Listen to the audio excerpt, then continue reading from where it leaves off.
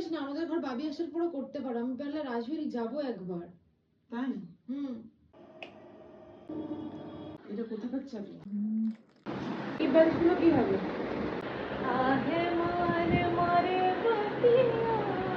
Please ignore my হুলিয়া।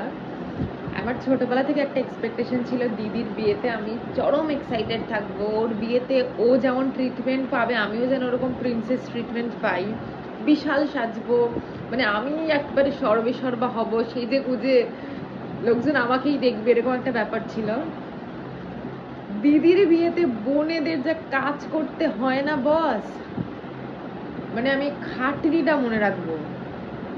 আমি মনে হয় সবচেয়ে কম প্যাম্পার করে, মানে নিজেকে আমি এইভাবে, মানে এখন আমার মনে হচ্ছে দিদির বিয়েতে একটা হিল জুতো পরাটাও আমার কাছে একটা টাস্ক মনে হচ্ছে হালকা কোনো একটা হাওয়াই চপ্পল টাইপ পরে আমি হাঁটবো, না তো আমার কষ্ট হবে।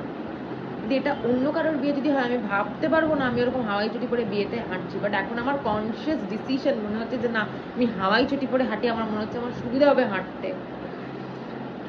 4টের সময় কালকে ঘুমিয়েছি,